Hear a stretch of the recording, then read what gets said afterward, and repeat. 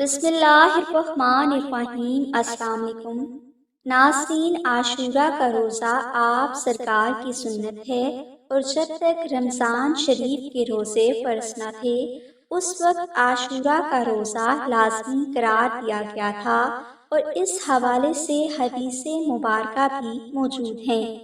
ایک حدیث کے مطابق نبی اکرم صلی اللہ علیہ وآلہ وسلم نے فرمایا کہ مجھے اللہ کی رحمت سے امید ہے کہ جو کوئی عاشورہ کا روزہ رکھے گا اس کے 1 سال کے گناہوں کا کفارہ ہو جائے گا۔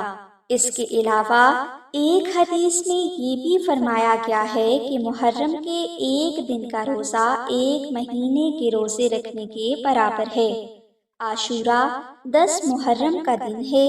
اس دن امام حسین کریمین کی شہادت بھی ہوئی، اور اسی دن اللہ نے حضرت موسیٰ علیہ السلام کو فرعون سے نجات عطا فرمائی۔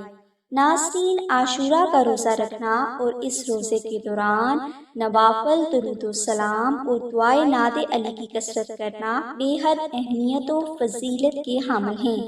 لہٰذا عاشورہ کا روزہ رکھنے والے تمام بھائی اور بہنیں یہ چھوٹا سا عمل ضرور کریں، یعنی آپ ظہر کی نماز ادا کرنے کے بعد 2 نفل نماز ہدیہ محمد آل محمد اس طرح ادا کریں کہ ان دونوں نوافل میں آپ الحمد شریف کے بعد 14 بار سورہ اخلاص تلاوت کریں۔ نوافل ادا کرنے کے بعد آپ سے جتنا ہو سکے درود ابراہیمی ورد کریں، اور جب آپ کو تھکاوٹ ہو جائے تو اس وقت آپ 70 مرتبہ ناد علی دعا کا بہت محبت کے ساتھ ذکر کریں، اور اس پڑھے گئے تمام کلام کو آپ امام حسین کریمین کی بارگاہ میں بہت عقیدت کے ساتھ ہدیہ کر دیں۔ یہ عمل نہ صرف آپ کی تمام مشکلات کو حل کرے گا بلکہ اس کلام کی برکت اور کرامت کے سبب آپ کی جان، مال، صحت، اولاد، ہر قسم کے نقصان سے